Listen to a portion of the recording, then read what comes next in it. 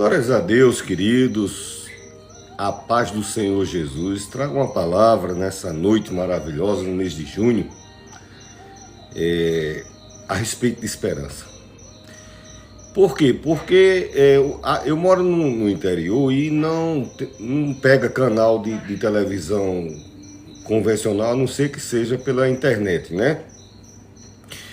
E quando a gente vai ver pela internet, tome propaganda. Se você tenta nesses aplicativos, é tanta propaganda, mas a questão aqui não é a propaganda, é eles vendendo um tipo de esperança sistematicamente. É tantas esperanças, oferecendo esperança, é a solução. Agora você vai e você vai ser de sucesso, e você vai ser rico, e você vai ter não sei o quê, e são tantas coisas que nos oferecem. Eu digo, rapaz, vou escrever a respeito da verdadeira esperança, tá certo? E onde é que eu vou usar esse texto? Vou dizer agora, Romanos capítulo 8, versículo 24. Eu pensei até de pregar num texto de Jó, que diz: ainda que a árvore esteja cortada, arrancada a sua raiz, ao cheiro das águas, não precisa nem molhar, ao cheiro das águas brotará. É uma passagem maravilhosa que fala que a nossa esperança não está em cima da expectativa, nem da realidade e nem da enxurrada de coisas que querem vender a gente, que querem empurrar a goela abaixo nos nossos olhos, no nosso ouvido, dizendo que essa é a esperança real da sua vida. Não. A esperança real da sua vida se chama Jesus Cristo de Nazaré. Ele tem poder, ele conhece, ele ama. E o texto que nós vamos ler, Romanos capítulo 8, 24, tem vezes que eu vou pregar e eu não faço toda a leitura, porque principalmente se eu estiver no estúdio, aí é questão de tempo, lá vai. Mas hoje é assim: porquanto precisamente nessa esperança fomos salvos. Contudo, esperança que se vê não é esperança. Guarda essa frasezinha, porque ela diz, depois explica de novo. E eu vou repetir sem ler. Diz assim: esperança que se vê não é esperança. Sabe um carrossel? A gente bota nossos filhos no carrossel e lá vai ele, passou, lá vai. Aí você tá vendo, isso não é esperança, você sabe, depois da curvinha ali, lê. O que se vê não é esperança. Se sabe que está na expectativa, depois da curva você está de olho o tempo todo, está acompanhando e tal. Então se vê não é esperança. Pode usar outras centenas de adjetivos. Aqui não, no caso, mas o texto está dizendo assim: contudo, esperança que se vê não é esperança. Pois como pode alguém anelar por aquilo que está vendo? Eu andei minha vida inteira de ônibus, de trem, de pendurado, de carona. A carona já não dá tanta esperança, porque você está lá, se der, deu, né? Tem que trabalhar e lá vai. Mas o ônibus, você vê aí, cadê o ônibus? Está vindo ali. Isso não é esperança, tá certo? Esperança é você não saber se já passou e você fica lá e não tem a quem você perguntar, mas você tem uma certeza, uma esperança, uma convicção. Aquele veículo vem e você vai ser abençoado, né? Vai subir naquele veículo. Então, como eu fiz um comentário, contudo, esperança que se vê não é esperança. Pois como pode alguém desejar ou ter esperança por aquilo que está vendo? Porém, se esperamos por algo que ainda não podemos ver, eu acho que isso atinge dos 8 bilhões de pessoas na Terra, pelo menos 7 milhões 999 milhões 7 bilhões 999 milhões é atingido. A gente sempre espera algo especial para a nossa vida. E querem vender uma esperança para você de coisa que você nem precisa. Você não sabe como é que você viveu até hoje. Veja isso e descubra se você vai ter amanhã. E lá vai a gente ver um negócio. Eu não sabia nem que precisava colocar um pouquinho de maisena com radioatividade dentro do olho para poder viver até os 107. Eu não queria nem saber se eu podia viver até... Não, mas... entendeu? Agora a esperança que ele está dizendo aqui é um tipo de esperança que concorre verdadeiramente com coisas que a gente espera, com coisas que a gente deseja, com coisas que você não está vendo, não tem expectativa. Tem o quê? Tem um alvo para você direcionar a esperança. Eu citei aqui o ônibus, então foi uma figura, né? O navio, o ônibus, o trem, o avião, você já chegou, o avião está ali. Então, é um exemplo, né? Nós direcionamos a nossa esperança, nós colocamos em direção. Eu estou botando minha esperança no jogador, está no tempo da seleção da Copa do Mundo, que eu espero que não sirva como um lenitivo para mascarar a situação que se vive hoje em dia no nosso país, né? Que quando chega Carnaval e Copa do Mundo, aí eles usam para um monte de coisa ruim, né? Para tomar um monte de decisões ruins, e a pessoa festejando porque está vendo uma celebração do futebol, não sei o resultado de futebol. Mas diz assim, a nossa esperança do nosso time seria jogador X, Y, dependendo da seleção. Então, a gente tem que direcionar a nossa esperança. Mas tem coisas que, por mais que a seleção, no caso do Brasil, tenha craques maravilhosos, estrelas pelo mundo inteiro, tem coisas que ele não pode resolver, ou pior, ele não quer. Porque cada um cuida do seu interesse. Cada estrela daquela, ele vai cuidar do interesse dele, da família dele, da esposa, dos filhos. Mas tem uma esperança que você pode depositar aos pés de alguém, na presença de alguém que tem interesse de resolver, de abençoar, de curar, de sarar, de chegar com a resposta, de trazer a paz, de te tranquilizar, de normalizar a situação, que as outras coisas que eu usei como figura aqui, nem pode, nem deseja. Deus pode e Deus deseja. Pois se esperamos por algo que ainda podemos ver, que ainda não podemos ver, se esperamos por algo que ainda não podemos ver, esperamos com paciência e aguardamos. Porque Deus tem tempo para todas as coisas. Então não está vendo, é uma coisa que é resumida numa palavrinha tão pequenininha que sem essa palavra você não tem como agradar a Deus. Fé. Sem fé é impossível agradar a Deus. Isso não é poesia, não é retórica, não é uma linha do filósofo, pensamento. E Mao Tse Tung disse, não foi não, tá certo? É a Bíblia que diz, sem fé é impossível agradar a Deus. E fé é isso, eu espero, eu não estou vendo, mas eu creio, mas está demorando, não, mas eu vou esperar. Esperei com paciência no Senhor, Ele se inclinou para mim e ouviu o meu clamor, tá certo? É assim que a palavra de Deus diz. Daqui a pouco eu vou pegar ali o meu velhas anotações que eu passo o dia escrevendo, né? Muitas páginas, para de noite estarmos compartilhando na presença de Deus, para Deus mudar a sua vida. Isso aqui não vai te encher o teu Instagram de seguidor, o teu YouTube de inscrito, o teu TikTok de prêmios, de dinheiro, não. Isso aqui vai mudar a tua vida, vai abençoar a tua vida, vai te melhorar, te fazer prosperar em Cristo, vai te dar a paz, a saúde, o bem-estar que você precisa. A palavra de Deus, e hoje eu estou usando a King James, né? Uma das primeiras traduções, seria a mais próxima dos originais. Porém, se esperamos por algo que ainda não podemos ver, com paciência aguardando. Do mesmo modo, olha que coisa maravilhosa. Eu falei que gente famosa, perdão porque está um pouco frio, o nariz está... gente famosa, eles até gostam de... Até na internet agora não tem, né? Os caras que fingem uma caridade e deixam uma câmera escondida, né? Aí alguém faz e a gente chora, se emociona. Eu até choro, eu choro, me emociono. Tudo que eu vejo fazendo bem, eu me emociono. Eu sei que é uma atrapalhada, foi tudo montado, que é para ganhar like, mas eu choro. Eu choro porque a pessoa que está recebendo, ela está com o coração puro, e se alegra, e se emociona. Então eu me emociono, porque a Bíblia diz que a gente tem que se alegrar com os que se alegram. Se ele se alegrou lá no videozinho, embora, como os programas que tem maravilhosos no Brasil, né, que faz aquelas caridades, tudo planejado, tudo falso, né? Mas faz aquele negócio, maquia, e algumas obrigam até a pessoa chora, que é para mostrar que é verdadeiro, lá vai. Com Deus não é assim, tá certo? Então, se alguém nesse ambiente que eu quase comecei a falar, não estou falando do ambiente de Deus, nesse ambiente de que quer enganar a gente, né?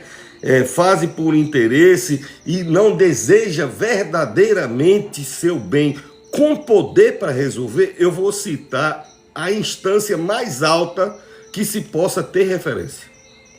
Não existe algo maior ou que tenha maior poder do que o Espírito Santo de Deus.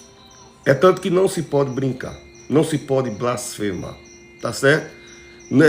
É uma coisa imperdoável. Em Cristo tudo é perdoável, mas diz que nesse caso não devemos. Mas o texto vai dizer assim, do mesmo modo, o Espírito, que está com letra maiúscula de Espírito Santo de Deus, Pai, Filho e Espírito Santo, os três são um. Mas essa parte do Espírito Santo que se importa comigo, que se importa com você, diz assim, nos auxilia, ajuda você. Quando você estiver bem bombado, fortalecido, não, em nossas fraquezas. Por quê? Porque a gente, primeiro que a gente é fácil ser enganado, a gente não sabe, ontem eu preguei sobre isso, a gente não sabe pedir, a gente não sabe orar, ele ajuda, diz assim, porque não sabemos como orar. No entanto, então, não, eu não sei rezar, eu não sei orar, eu não sei fazer uma prece. Aí ele diz assim, no entanto,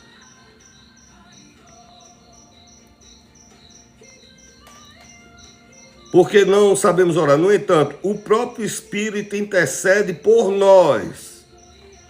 Sabe, eu lido com muitas autoridades. Poucos dias agora, eu almocei com um provável governador do nosso estado. Não gosto de política. Mas como eu tenho muitas ações na igreja, no Instituto Bela Vita, né, que é o Instituto de Preservação da Vida, tem a Academia de Letras, então a gente termina tendo que ter convívio com a autoridade. E às vezes eu preciso falar com alguém, aí a gente vai, porque tem um assessor daquele, você diz, rapaz, diz a fulano. Pronto, uma vez eu queria falar com a prefeita da minha cidade, eu escrevi um livro que é filantrópico, Autismo, um olhar além do diagnóstico. Eu não escrevi para ganhar dinheiro, mas eu queria que mais pessoas tivessem acesso. Então eu queria falar com a prefeita, para a prefeita colocar à disposição nos colégios, na biblioteca, onde ela entendesse que seria. E você vai no assessor, rapaz, pede para a autoridade me receber 5 minutinhos, 10 minutinhos, só para me explicar o projeto e tal, e aquele assessor intercede por você. Mas ele faz aquilo e aquilo já passou, não é compromisso dele. Aqui é diferente, aqui o Espírito Santo intercede por nós.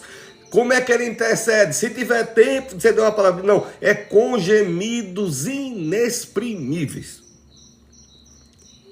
Então está dizendo, quando a gente não tiver força para falar, para orar, para chorar, para berrar, para espernear, para ciscar no chão, quem é de outros estados ou de outros países não sabe nem o que é que eu estou dizendo, né? Ciscar no chão aqui no Nordeste é quando a pessoa está tão desesperada. Um bebê, quando está desesperado pedindo uma coisa, que fica no chão assim, desesperadinho, pronto, às vezes a pessoa está num estado humano de desespero tão grande que fica com esse comportamento. Quando não tiver força de nada, nem de falar, o Espírito Santo, ele consulta o nosso coração. Ele consulta o nosso secreto, o passado, o presente, o futuro, o ontem, o amanhã. Ele sabe a raiz das coisas, ele sabe da solução e ele vai diretamente ao ouvido que tem interesse de ouvir e tem poder para resolver. Deus, ele é o alvo da minha e da tua esperança. Jesus Cristo de Nazaré, tá certo? Ele é a sua esperança. Jesus é a sua esperança. Então, o Espírito que intercede por nós, por mim e por vocês, com gemidos impossíveis, inexprimíveis, e impossíveis de serem traduzidos por meio de palavras. É porque essa King James está traduzida numa nova versão. Então, está traduzida e eu já vou traduzindo de uma forma que não complique a mente de quem está escutando, tá certo? E a gente que é pregador, eu sei mais decorado os versículos da Almeida Revista, Almeida Corrigida, Almeida Atualizada, Almeida Nova Tradução, é o mais tradicional. É esse que os velhos pregadores têm memorizado. Mas que, na verdade, a palavra de Deus, ela vai sendo, não pode mudar, mas ela pode ser melhor explicada, né? Tem palavras que a gente que é teólogo, que vive ministrando, trabalha de pregar a palavra de Deus, a gente sabe porque a gente estudou o significado daquilo. Mas no dia a dia comum tem palavras que a gente não consegue entender. Então a Bíblia já... E aquele que sonda os corações, você está vendo? Não é só porque vai tirar vantagem de você lá na frente, não. Ele sonda os seus corações. Aquele que sonda os corações conhece perfeitamente qual a intenção do nosso espírito.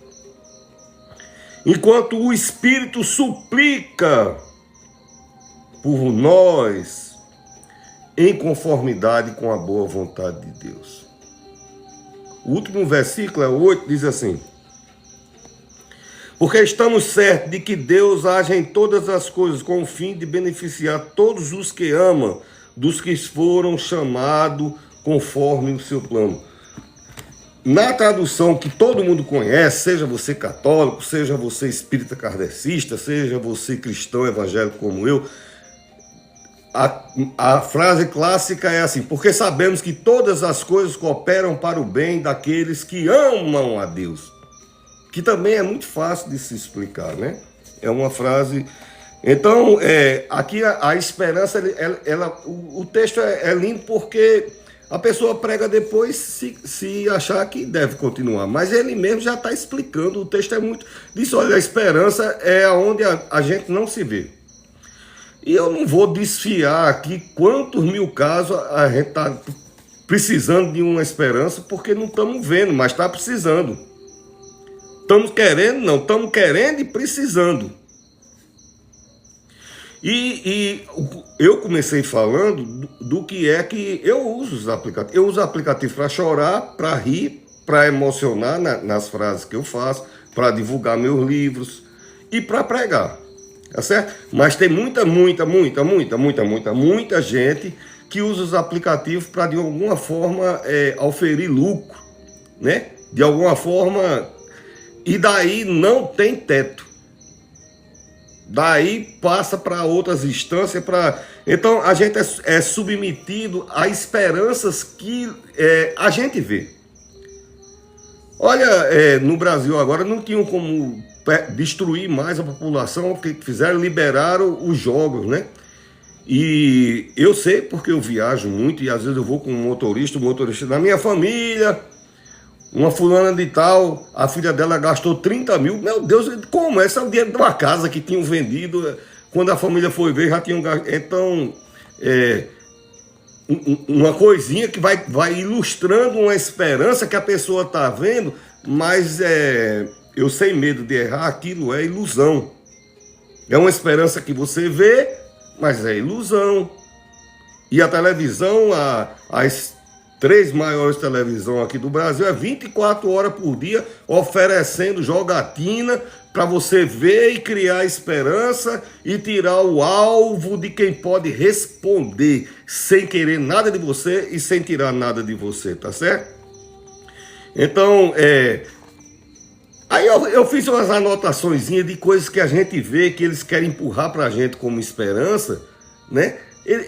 Você está vendo, pronto, você vai comprar um apartamento. No meu tempo, quando ia comprar um apartamento, eu não moro, mas já morei desde a minha juventude, morei em apartamento. E antes de vir para essa cidade que a gente estava agora, eu estava pastoreando em Campina Grande, uma cidade maravilhosa, né? Foi na época da pandemia, eu, Leila, Lali e Levi, né? Estávamos em Campina Grande, um prédio maravilhoso, que é mais... Não é tão moderno, mas os prédios modernos agora, você compra o prédio, o seu apartamento na maquete. Então você vê e tem uma esperança. É bom? Eu não sei. Pode ser que dê bom e pode ser que não dê. Eu não vou concluir a frase, porque senão eu vou levar um processo, né? Então,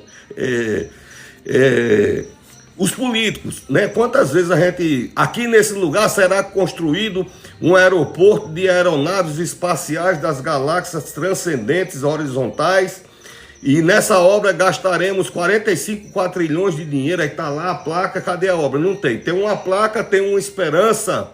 Você vê aquilo, né, e toma aquilo como, né? E esse negócio da televisão é pior ainda. Você já viu essa... Tem muita gente que pega essa pauta, a pauta verde, né? A pauta da preservação. Eu morei na Amazônia. Eu trabalhei no oceano. Então eu sei o que é preservação, eu sei o que é trabalhar, viver na selva, sei o que os povos originários precisam viver do que tem na selva. Tem muita gente que não quer viver na cidade, não. Entendeu?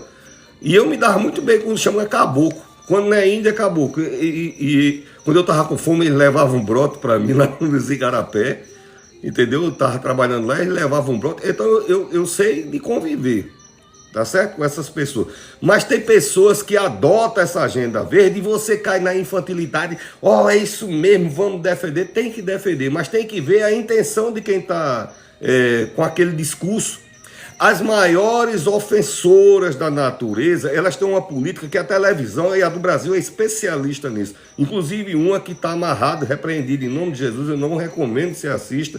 Uma que é muito grande aqui no Brasil, não assista não, porque lá vai criar muita coisa ruim na alma da pessoa. Não assista essa rede de televisão não. O nome da ação é Greenwich, não é aquele Greenwich, o meridiano, não. Wish, né? A onda verde, seria mais isso, né? A enchente verde, a onda verde. O que é isso? Eu poluo demais, eu destruo demais e eu invento uma campanha de preservação dos canudos, da narina da tartaruga. Aí eu desvio o foco e ninguém vê o ácido e os sulfúricos da vida que eu estou derramando em outro lugar. E eu pinto aquela imagem de bonzinho. E a televisão brasileira aprendeu isso maravilhosamente. E essas principais aí que eu estou dizendo, são especialistas nisso, né? Os grandes conglomerados, né?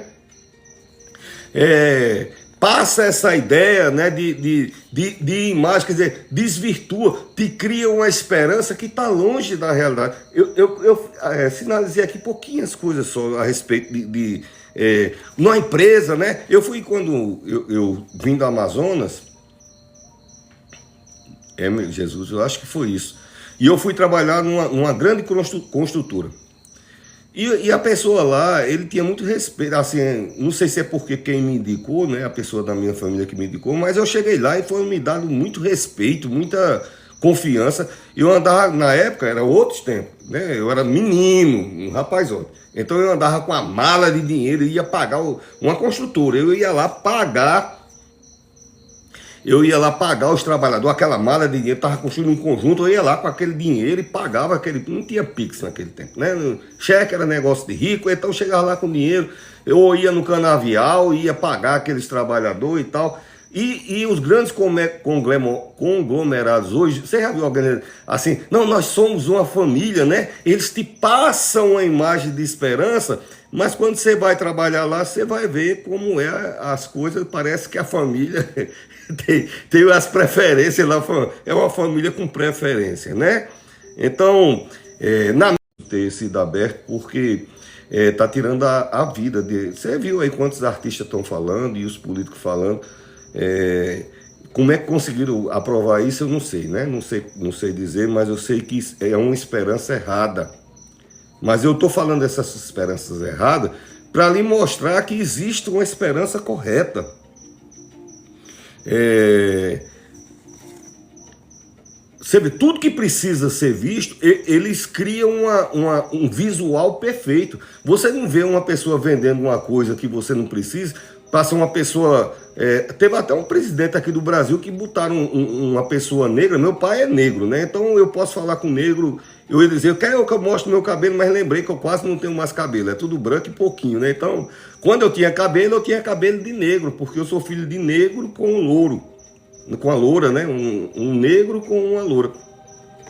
E no Brasil, um ministro foi tirar uma foto de um cidadão brasileiro, e esse cidadão era de cor negra, porque não tinha os dentes frontais. O presidente da República do país aqui do Brasil chegou não, tem que ter uma imagem que ele não considerou a imagem adequada, porque quando se quer vender um engano, tem que se botar uma imagem que seja considerada. Aí bota aquela mulher toda, né, e haja a gente se sacrificar. Eu não, porque já não. Mas a mulher se sacrificando, que tem que emagrecer, tem que ter aquele cabelo, tem que ter aquilo. E não é nem para ser bonita, nem para ela, nem para a pessoa que ela ama, né? É para ser o padrão que está vendendo lá nos aplicativos. Estou vendo a hora os aplicativos me derrubarem. Né? As famílias são impecáveis. Quando querem te vender alguma coisa, veja o comercial, veja as famílias do comercial, todo mundo é maravilhoso, né? Parece assim a casa da gente, quando eu chego aqui em casa, que os pets começam a fazer barulho, menino gritando, e a mãe reclama com o menino, e eu atrás de falar não sei o que para... Né? A vida não é assim, a vida tem as realidades da gente, mas não é isso que é oferecido no que se vê, tá certo? Então, falei toda essa introdução para falar em quem a gente deve depositar a nossa esperança e esperar. Em quem eu vou depositar a minha esperança, né? Eu falei da sociedade, falei do ganho fácil, eu falei de influência. Não estou falando mal de influência, não. Não estou por mal, não, querido. Eu estou fazendo aqui uma comparação. E por mais importante que você seja, eu não posso comparar você com Deus, tá certo? Por mais boa vontade que você possa ter, você é influência, que Deus abençoe, mas eu estou falando que se alguém precisa ser influenciado para ser convencido de uma coisa, e aquela pessoa não tem o poder, ela por si só, você não tem o poder de promover cura quem tem um câncer. Você não tem o poder de restaurar uma criança que está com leucemia.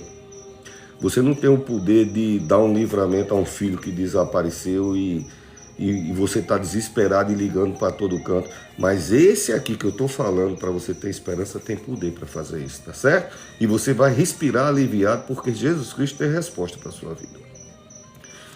Se essas outras coisas que eu fiz não foi para ofender nenhum, nem político, nem ninguém, eu não quero, né? Então, a esperança... E quando se tem, a Bíblia diz, se a gente tem a esperança certa, na pessoa certa, haverá resgate. Haverá resgate em que momento? Veja, a pessoa está, o texto diz que o Espírito Santo intercede, a pessoa está em momentos de luta, de desespero. E essa esperança primeira que eu falei, ela corrói, ela desgasta mais ainda. A esperança em Cristo, ela resgata. Porque o Espírito Santo de Deus intercede por você a Deus, e Ele vai ministrar, e Ele vai curar, e Ele vai trazer para casa, e Ele vai trazer em segurança, e Ele vai sarar, e a gente chega onde é que vem, e Deus vai botar uma pessoa para ajudar, e uma porta vai se abrir, porque a nossa esperança tem nome, querido. A esperança perfeita tem nome.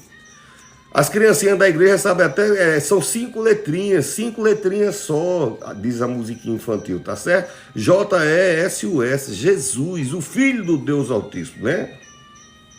É nele que eu e você devemos depositar a nossa esperança, né? Pode estar caótica a situação, porque se não tiver caótica, você tem força para berrar, você vai estudar, você vai ler um livro, vai ler um livro do pastor Marconi, né? Que tem 18 livros escritos, aí lá tem muitos motivacionais, certamente vai melhorar alguma coisa, mas tem coisa que é urgente, a gente precisa de uma resposta, e a resposta só pode vir de um plano espiritual, de um poder maior, de um poder que tenha todo o poder, e o nome desse poder é Jesus. Todo o poder foi dado ao nome de Jesus. Deus, e tudo que você pedir a Deus, a Bíblia diz, se você pede mal, o Espírito Santo tem que interceder por você, não sabe orar. O texto que a gente leu disse, você não está sabendo orar, o Espírito Santo intercede por você, tá certo? O Espírito Santo de Deus intercede por você. E pode estar caótica do jeito que estou. A gente tem que depositar a nossa esperança em Deus e esperar em Deus. E se você depositar a sua esperança em Deus, o quadro vai mudar, a situação vai mudar, o estado vai mudar. A doença muda para a saúde, o desespero muda para paz, confiança. A ausência muda pelo um telefonema, uma mensagem do WhatsApp. Tem gente que vai receber mensagem do WhatsApp daqui a pouco, dizendo, tá bem, tô bem. Olha, tem aquela resposta, algo bom está acontecendo. Porque você está aprendendo e Deus dá sinais, tá certo? Como é que eu sei disso? Porque Jesus disse, por que faz esses milagres? Para ver se eles acreditam pelo menos pelos sinais. Então, se Jesus gosta de ministrar milagres, pelo menos pelos sinais a gente acreditar, então haverá sinais na sua vida em nome de Jesus. Albert Mendes disse, eu voltei de novo. Que Deus te abençoe, te guarde. Às vezes eu paro assim, leio alguma coisa, mas agora foi a Rebeca que entrou. A Rebeca é minha princesinha, tá certo? Então Deus, ele entra na nossa vida e o cenário muda. Deus, a nossa esperança, entre essas coisas falsas, no Brasil, tá até um escândalo no Brasil agora, no negócio, que parece muito até uma pirâmide, né? Um escândalo do banco. Eu me lembro quando surgiu esse negócio de pirâmide aqui no Brasil, e tinha colegas meus, pastor, olha, fulano entrou e já ganhou até o apartamento, eu não entro. E às vezes eu ia terminando assim, às vezes eu ficava até mal educado. Amigo, eu trabalho desde os 14 anos de carteira assinada, eu sei de onde vem meu dinheiro, tá bom? O meu dinheiro vem do trabalho. Deus vai abençoando, vai mudar pouco ou muito, ou do jeito que for, não tem, ou é de pé, ou é meia-feira, ou era pulando, muitas vezes pulando por detrás do ônibus, tá certo? Quem é de outros cantos talvez nem sabe o que é. Pular por detrás é quando você não tem o dinheiro para pagar a passagem, mas tem que trabalhar. Aí você anda, o ônibus já vem lotado, a gente de pendurada ali do lado de fora. Aí nem entra e nem fora, fica assim nos primeiros degraus. Quando chega perto, ainda falta ali 1,5 km do seu trabalho, mas você rapaz, sei lá, se naquela outra parada vai que fecha a porta, fica ruim. E a gente pula por detrás, o povo ri, e aí ridiculariza, mas a necessidade obriga. Eu passei todas essas coisas. Eu não falo de ouvir falar, não, eu vivi. Quem vê agora é o pastor Marconi, anda de caminhonete, querido, você não sabe os limões que eu tive que espremer, não. E eu fiz limonada, viu? E não tinha açúcar, não. E foi em nome de Jesus, tá certo? E foi do jeito que tinha que ser.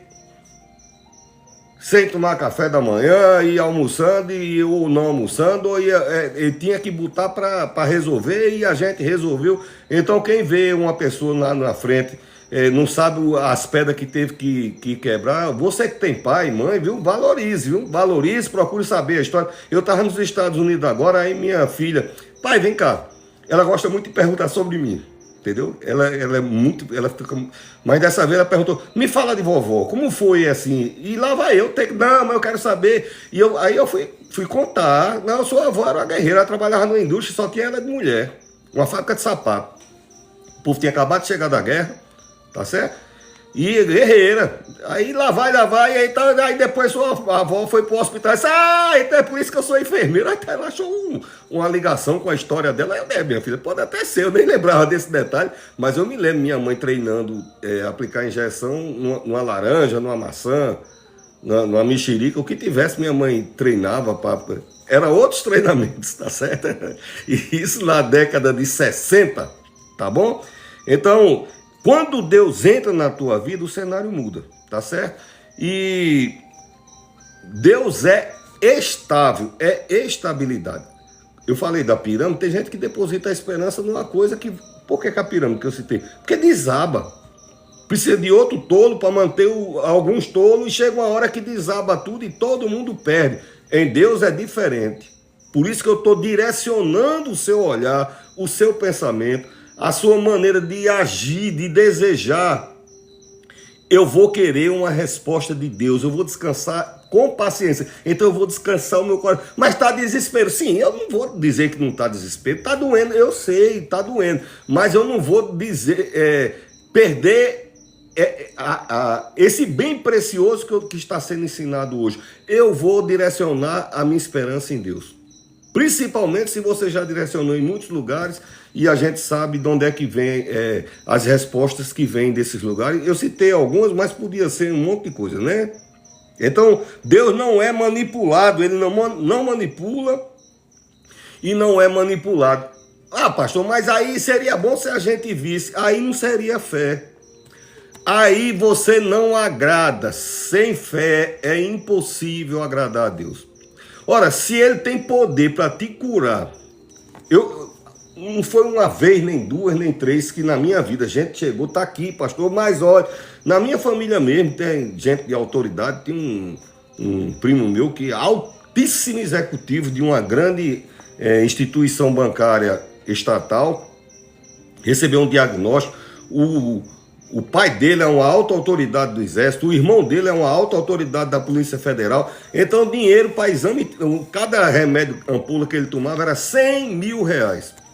E mesmo assim, a expectativa de vida, todo mundo pelos exames, acontece que a minha esperança não está... Eu não sou um tolo, eu sou um cientista, eu sou um escritor, eu sou uma pessoa que procurei me preparar.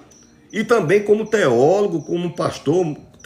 25 anos como pastor, 30 anos pregando a palavra de Deus, e tem meus livros, então eu tenho uma certa... Tem os cursos que eu estudei, né? Tenho algumas formações, graduação, pós-graduação, mestrado, doutorado, então eu sei, mas a minha esperança não está só no físico, no científico, no lógico, no filosófico, a minha esperança está em Deus. Não, vai morrer não, pronto. Mas todo mundo está dizendo, sim, querido, você tem a sua esperança, eu tenho a minha. E eu vou lhe garantir, prevaleceu a esperança em Deus, viu? Porque a boa resposta, então não foi uma vez, nem duas, nem três, que, não, pastor, não vai, tá certo?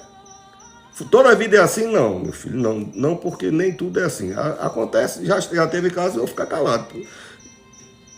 Se não for para falar, também não falo, entendeu? E quem anda comigo, meus auxiliares, sabe do que eu estou falando. Se não for para falar, eu não falo, eu não invento.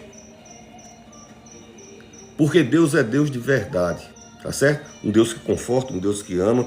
Então, entendemos até aqui como é que funciona a fé, né? Eu não preciso ver, eu preciso crer. E eu estou, em nome de Jesus, te instruindo para que você creia. Amém? Para que você creia, porque a resposta vem de Deus, a resposta virá de Deus, a solução para a tua vida, disso que você precisa virá de Deus, tá bom? Romanos 8, 26, né, que a gente acabou de ler. Até o que você, tem coisa que você não diz, porque não sabe dizer, tem coisa, às vezes eu tenho um pensamento e geralmente na neurociência diz que é pensamentos difusos, né? Uma mentalidade difusa. Então, quando eu estou tranquilo, é que vem pensamentos assim de ideia, de um livro, ou de uma coisa para escrever no LinkedIn, de um artigo, alguma coisa. E às vezes eu pego a ideia e vou lá no GPT, me explica aqui o que é que eu estou pensando. Porque às vezes a ideia vem, mas nem eu sei o que é que eu estou pensando direito. E ele diz, não, você está pensando isso por causa disso. Aí facilita, ele organiza meu pensamento, tá certo? E às vezes a gente não fala porque a dor é grande, não consegue falar. E às vezes não fala porque tem vergonha. A gente tem que ser comedido hoje em dia, não tem coisa que a gente tem que guardar só pra gente.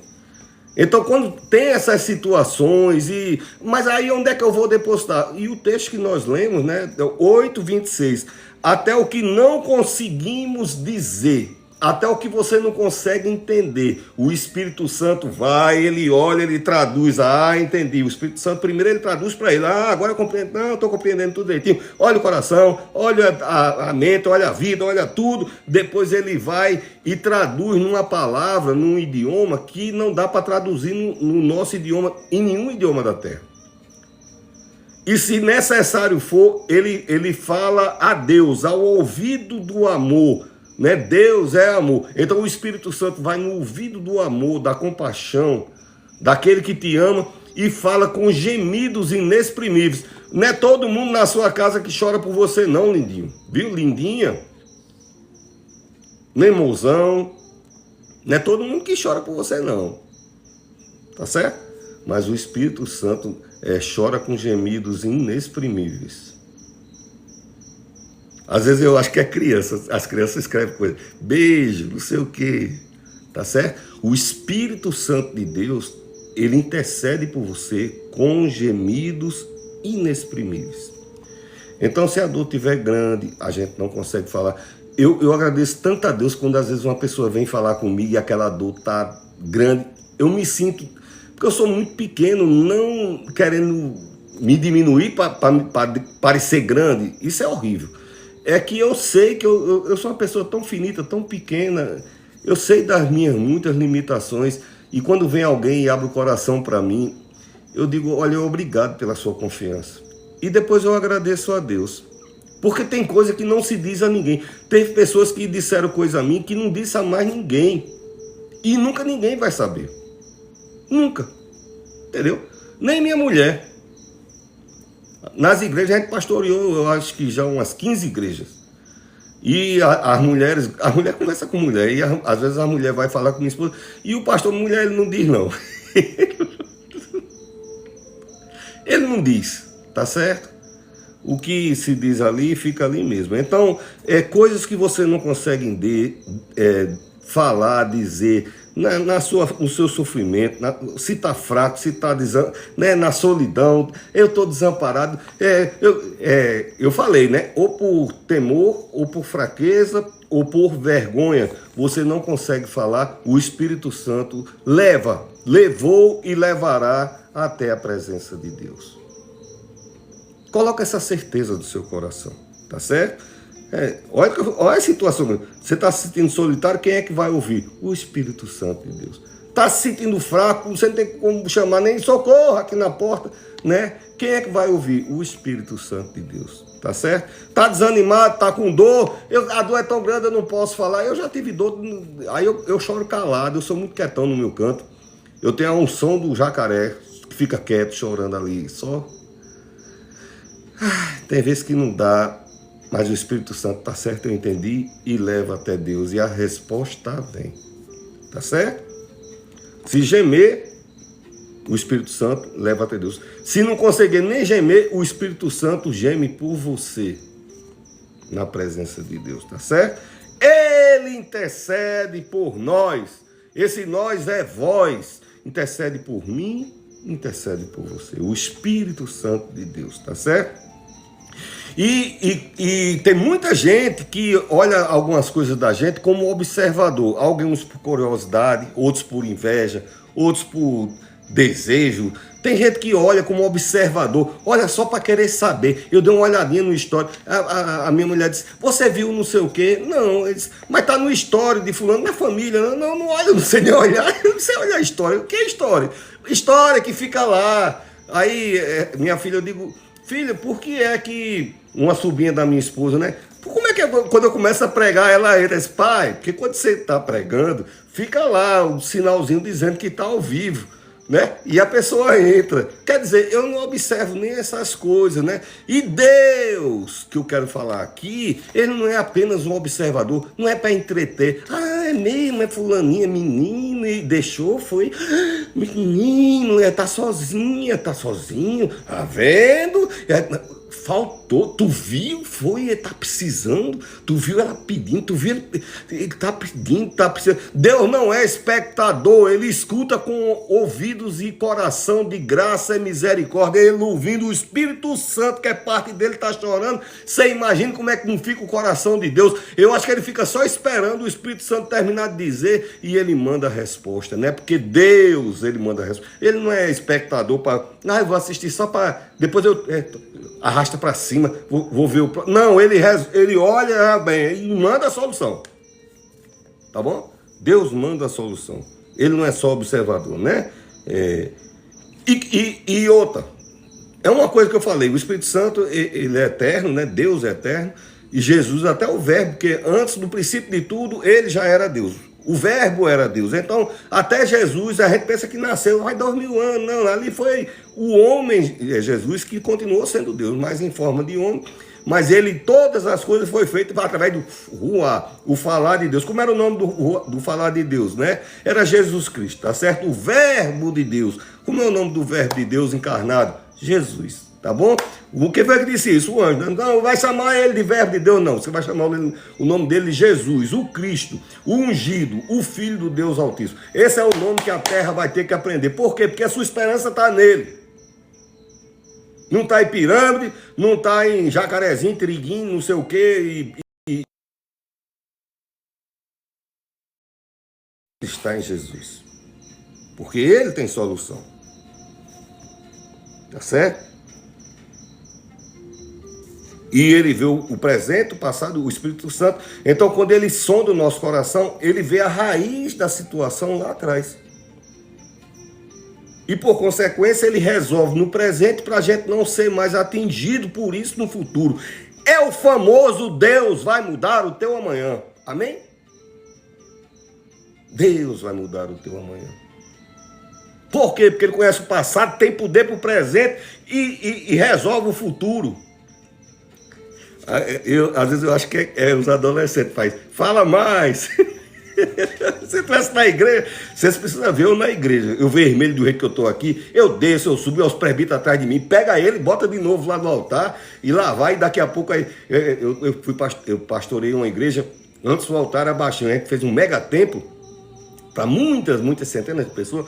Aí ficava ruim de eu pular, até esse negócio fica ruim de pular, pega ele, pega o pastor, que lá vai, o pastor já estava lá na frente, porque movido pelo Espírito Santo de Deus, né? Então, nas dores mais profundas da nossa vida, eu acho que isso é mais o objetivo de Deus, né? Que você não conseguir falar. Olha, Jesus disse, olha, eu fique tranquilo, eu estou indo para o Pai, mas você não vai ficar órfão, não vai ficar desamparado. Eu vou mandar com o mesmo poder, a mesma origem, o Espírito Consolador, o ajudador, e ele estará convosco até a consumação dos tempos. Então, o próprio Jesus disse, não se preocupe, o Espírito Santo vai estar com você. É o ajudador, e ele intercederá por vós. Não é aquele assessor do governador, do prefeito, do deputado, da autoridade da firma, o gerente. Não. É o Espírito Santo que intercede, o ajudador, intercede ajudando você em sua vida, tá certo? E o texto que... Eu sei que outras pessoas entraram depois, não sei se... É Romanos capítulo 8, do 24 em diante. E o 28 diz, porque todas as coisas cooperam para o bem. Então... Todas as coisas não é filtrado, só o bom, só o melhor, só o bom, só o melhor. Não, todas as coisas Deus transforma até maldição em bênção. Tá certo? Todas as coisas, coisa boa, coisa difícil, vão cooperar para o melhor de Deus na tua vida. Viu? Porque a vida é assim mesmo, tá certo? Mas aí é para todo mundo? Não, aí tudo nessa vida tem um preço. Você quer pagar os preços que os aplicativos pedem e o preço que eu vou falar aqui, eu acho que é o mais barato. Para aqueles que amam a Deus. Aí hoje em dia existe muito esforço, né, de partido político, né, aqui no Brasil, querendo que você tire Deus da sua família. Então eu aqui toda noite pregando contra isso. Tá certo? Tem que deixar Deus na família, tem que deixar Deus na educação, na criação, tem que deixar Deus na tua vida. Se tirar Jesus Cristo, querido, você está depositando sua esperança num povo que só quer o bem deles. E quando eles se completarem o suficiente, porque o ter de quem é desonesto nunca completa, mas um dia, se eles se abastarem demais, a gente vai estar em 8º, 10º, milésimo plano para trás. Não, você é primeiro plano de Deus. Como é que eu sei disso, pastor Marconi? Você está filosofando. Ele deu o filho dele e o filho dele morreu por você.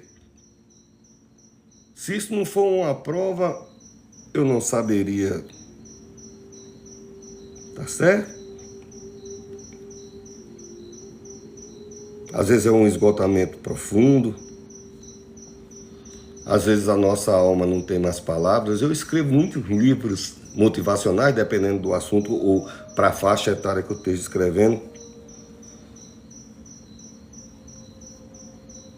Então, tem muita gente querendo tirar interesse da nossa... Principal, a Bíblia diz, a nossa luta não é contra a carne, é contra o Espírito. Por detrás de cada interesseiro, cada aproveitador que se atravessa na vida da pessoa, tem o diabo manipulando. Não é que tudo é diabo, não, porque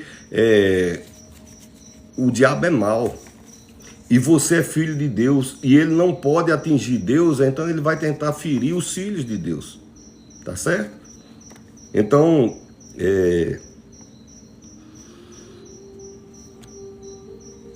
o Espírito Santo geme pela gente, mas o mundo Olha a dependência que o mundo cria. O mundo quer manter a gente gemendo para eles.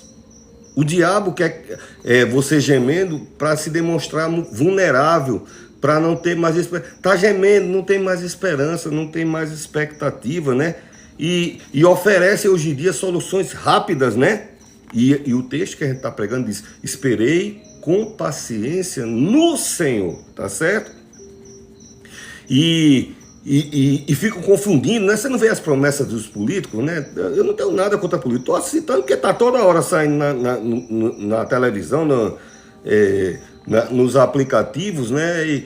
E muita gente quer a gente gemendo, sabe? Gemendo sem esperança, tá certo? Mas hoje eu e você vamos ser blindados pelo poder da palavra, pelo poder do sangue de Jesus, tá certo? Pelo poder do sangue de Jesus.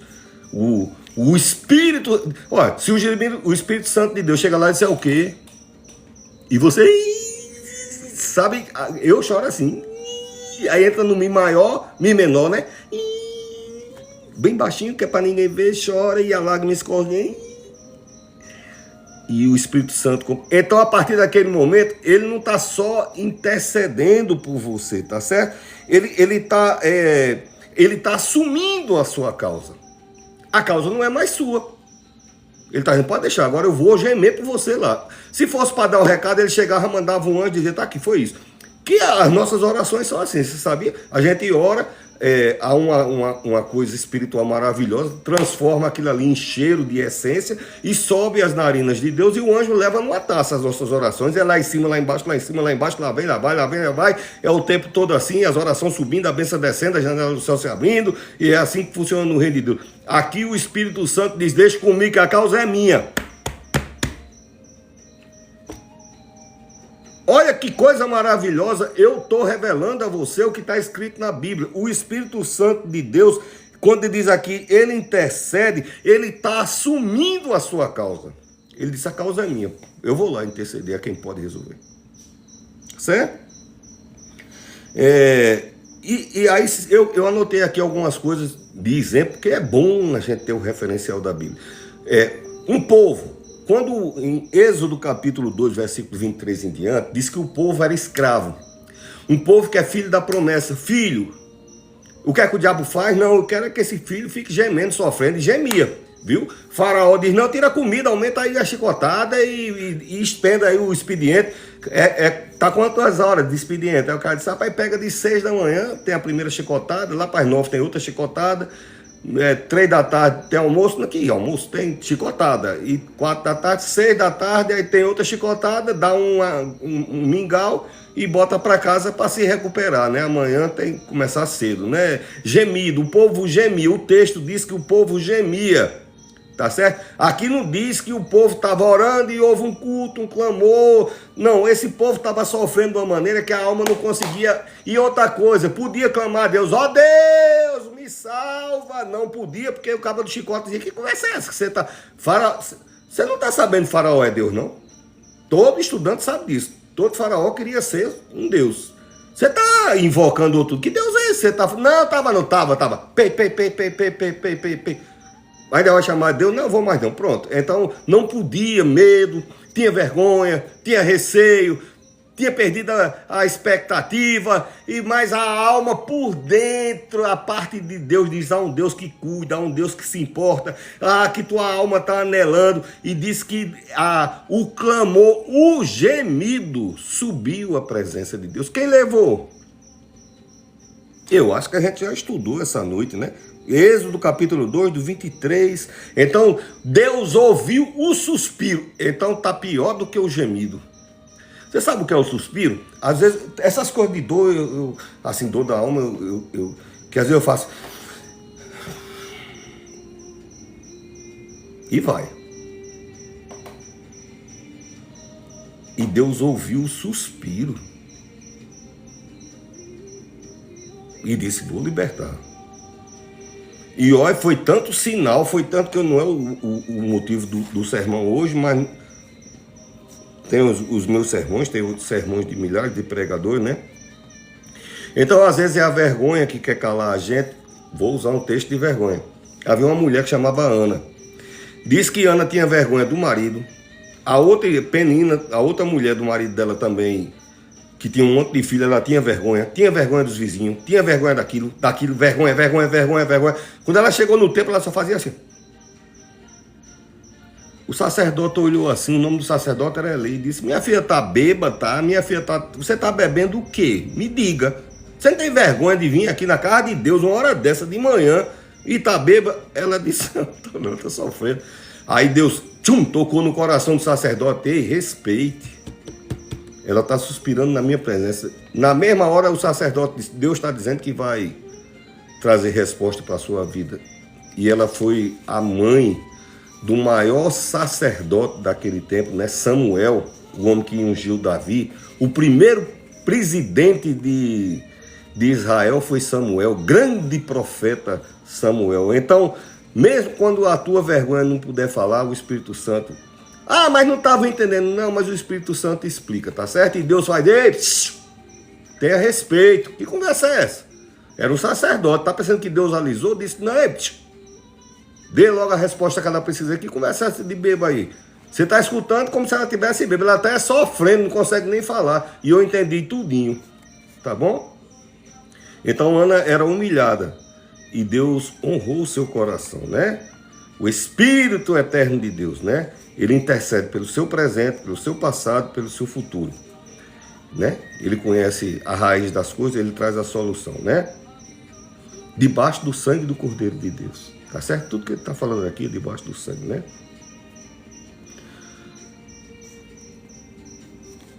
E do mesmo jeito que Deus falou para Ana, é isso que Deus está falando. Assim, senão o sermão não teria sentido se não fosse isso que Deus está falando. Né? Eu vou entrar, eu estou tomando conhecimento. Você não precisa me falar, não tem. Eu estou falando nos microfones e nos aplicativos aqui. Não tem como você me falar, mas tem como você direcionar agora até a presença de Deus e Ele dizer: eu vou entrar na tua causa, eu vou trazer a solução, a resposta. Ele é a esperança perfeita, tá certo?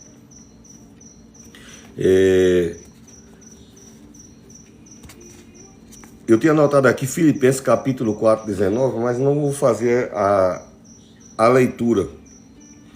Mas diz que Ele é nossa esperança no meio da escassez. Filipenses é um daqueles: posso todas as coisas naquele que me forte.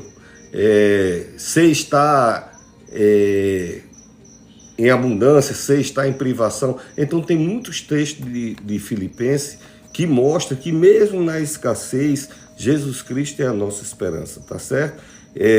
Nos momentos da perda, às vezes a pessoa está tá sem esperança porque está no luto. Aí eu anotei aqui Salmo 34, 18. Ele está perto de todos aqueles que estão com o coração partido. Então, às vezes, a pessoa está atravessando um luto e está se sentindo tão solitário, tão sofrido. E essa palavra, né, cada vez que esse menino entra, eu acho que eu vou continuar orando, abençoando. É Orleans Silva, que Deus abençoe poderosamente. É um grande talento, um acordeão. Toca acordeão. Não sei como é que se nomeia, né, um maestro que toca acordeão. Excelente profissional da música. Que Deus abençoe esse menino. Então, se você está vivendo abandono, solução, culpa, incerteza de futuro, né? Tem aquele texto também que eu gosto muito de dizer: porque eu bem sei os pensamentos que eu tenho a seu respeito. São pensamentos de paz e não de mal, para dar a você o final que você espera. Então Deus, Ele não toma, como eu falei, só conhecimento para vir saber e tal. Não, Ele toma conhecimento com solução. Eu botei para finalizar esse texto, estamos com 1h44. Em média, 1h44 segundos.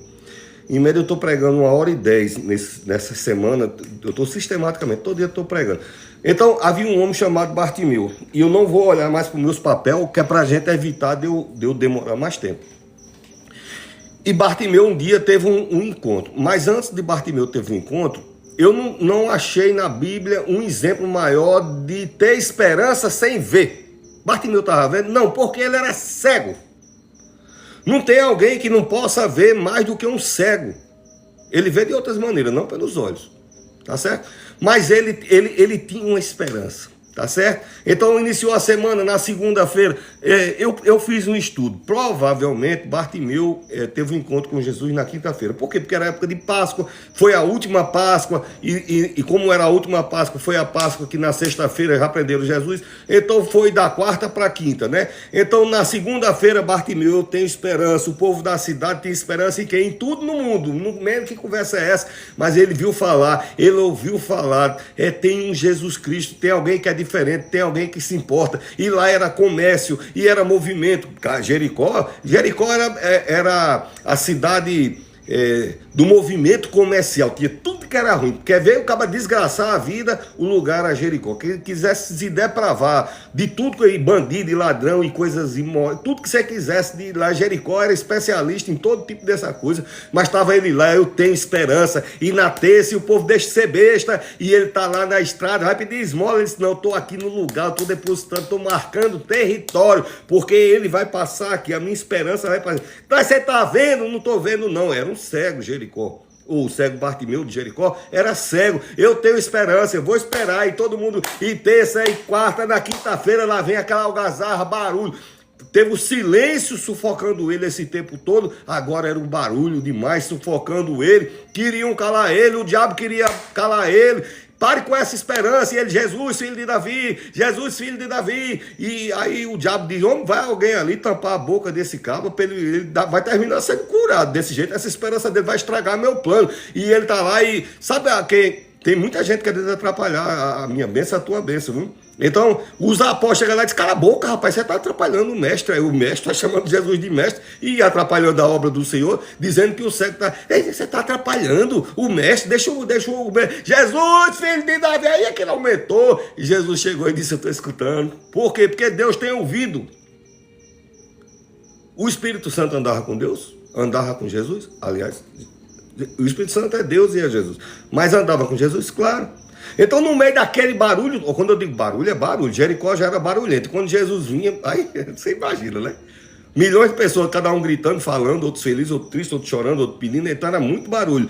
Mas o ouvido de Jesus modulou para aquele coração. Não foi a voz de Bartimeu, foi a voz da esperança. Jesus, filho de Davi. Só um anjo antes tinha chamado Jesus de filho de Davi. O Espírito Santo modulou e disse, vai ser desse jeito que você vai falar, o ouvido dele vai... Tim. Jesus, tem misericórdia, filho de Davi, tem misericórdia de mim. Jesus se volta e quer que eles querem ver. Veja. Que Deus abra as janelas do céu, derrame ricas bênçãos sobre sua vida. Eu sou o pastor Marconi Teixeira, nós fazemos o programa Dias Melhores. Que Deus te abençoe, te guarde, te proteja, em nome de Jesus. Fica na paz.